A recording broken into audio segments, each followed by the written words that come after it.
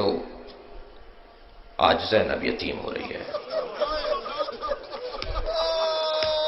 ابھی آپ مولا کے تابوت کی زیارت کریں گے،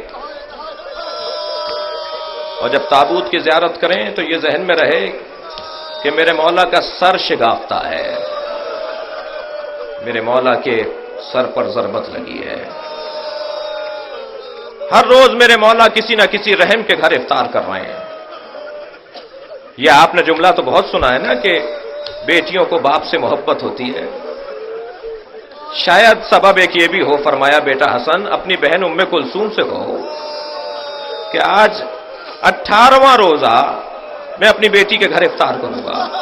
ایک بیٹی کے لیے بڑا مقام ہے کہ اس کا بابا، اور وہ بھی علی جیسا بابا، اس کے گھر افطار کرنے کے لیے آ جائے۔ مولا کائنات پہنچے ہیں اپنے بچی کے گھر، جناب ام کلثوم نے دسترخوان بچھا دیا، ایک ظرف میں دودھ، ایک ظرف میں نمک، اور بابا کی پسندیدہ روٹی، جو کی روٹی رکھ دی میرے مولا کے سامنے۔ جناب مولا کائنات نے ام کلثوم کو دیکھ کر کہا بیٹا تم نے اپنے بابا کو بھلا دیا؟ کبھی تمہارے بابا کے دسترخوان پر ایک چیز سے زیادہ دو چیزیں رہی ہیں؟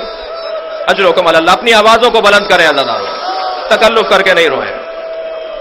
فرمایا بیٹا، جناب ام کلثوم نے چاہا کہ نمک کو اٹھا لے، میرے مولا نے ہاتھ روک کر کہا بیٹا دودھ اٹھا لو، اس کوفے میں بہت یتیم رہتے ہیں جنہیں پینے کو دودھ نہیں ہے۔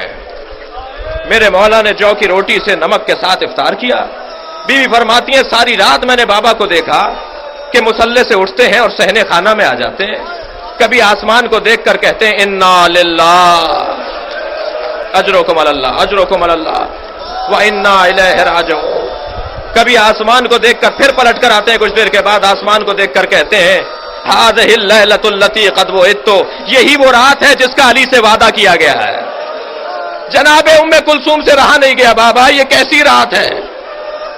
کہ بیٹا تمہارے نانا نے مجھے بشارت دی تھی ماہ رمضان، شب قدر کی رات، مصلی عبادت، اللہ کا گھر ہوگا، علی تمہارے سر پر ضربت لگے گی۔ یہ وہی رات ہے۔ جناب ام کلثوم کے حجرے سے اپنے گھر سے نکل رہے ہیں، میرے مولا نے سر پہ امامہ رکھا، ابادوش پہ لی، نالین پاک پہنی، حجرے سے نکل کر صحن خانہ میں آئے۔ عزادارو آپ کے گھروں میں بھی اور آپ نے دیکھا بھی ہوگا کہ پرندے، خاص طور پر مرغابیاں اور مرغیاں تاریکی میں کونا لے کر بیٹھ جاتی ہیں، اندھیرے میں یہ جانور باہر نہیں نکلتا، لیکن جیسے ہی مولا کائنات صحن سے گزرنے لگے بطخیں پر مارتی ہوئی آگے آ گئی، مولا کے سامنے آ کر کھڑی ہو گئی۔ مولا نے رستہ بدلا، وہ سامنے آ کر کھڑی ہو گئی، مولا نے پھر رستہ بدلا، پھر سامنے آ کے کھڑی ہو گئی۔ مولا زمین پر بیٹھ گئے، ان کے سروں پر ہاتھ پھیرنے لگے، کہنے لگے ام کلثوم میرا نوحہ پڑھ رہی ہیں، ام کلثوم میرا ماتم کر رہی ہیں۔ میرے مولا مسجد کوفہ میں پہنچے، اجرکم اللہ، سوئے ہوئے لوگوں کو اٹھایا، ابن ملزم سے کہا اٹھ، نماز کا وقت قریب ہے۔ جو علی اپنے قاتل کو بے نمازی پسند نہ کرے وہ اپنے چاہنے والے کو بھی پسند نہیں کرے گا۔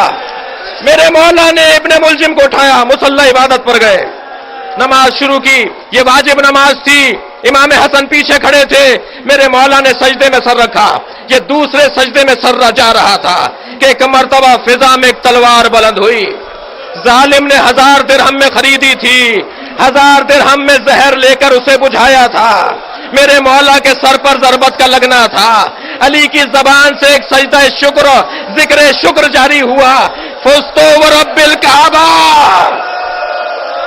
رب کعبہ کی قسم علی آج کامیاب ہو گیا۔ فرمایا بیٹا حسن نماز مکمل کرو، اجرکم اللہ، بیٹا حسن نماز مکمل کرو، مجھے ایک منزل مصائب تک پہنچانا ہے آپ کو، بیٹا حسن نماز مکمل کرو۔ امام حسن نے نماز مکمل کی، میرے مولا بیٹھے ہوئے ہیں، میرے مولا کے سر سے خون بہ رہا ہے۔ جب نماز مکمل ہو گئی تو مولا کو نالین جناب عباس پہنا رہے تھے، میرے مولا علی کو نالین حضرت عباس پہنا رہے تھے۔ مولا امام حسن نے کمر میں ہاتھ دیا تاکہ بابا کو سہارا دے کے کھڑا کریں، ایک بازو امام حسین نے تھاما، ایک بازو محمد حنفیہ نے تھاما، سب بچوں نے اپنے بابا کو بلند کیا۔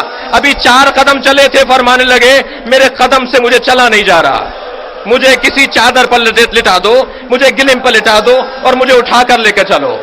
जब चादर पर लिटाकर, गिलिम पर, कालीन पर लिटाकर मौला को लेकर चलने लगे तो मौला अली अलैहिस्सलाम ने, अज़ादारों गिरिया होगा इस रिवायत के ऊपर, जब मौला ने देखा कि हुसैन की आंखों से आंसू टपक रहे तो मौला का हाथ पकड़कर कहा, बेटा हुसैन रो नहीं, बेटा कितने चाहने वाले आए हुए हैं। एक मर्तबा जनाब अब्बास को देखा कि रो रहे, बुलाकर कहा, अब्बास गिरिया नहीं करो, कितने चाहने वाले आए हुए हैं।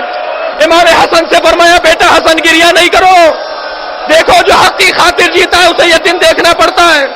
मेरे मौला ने अपने बच्चों से कहा, गिरिया नहीं करो, सारे रस्ते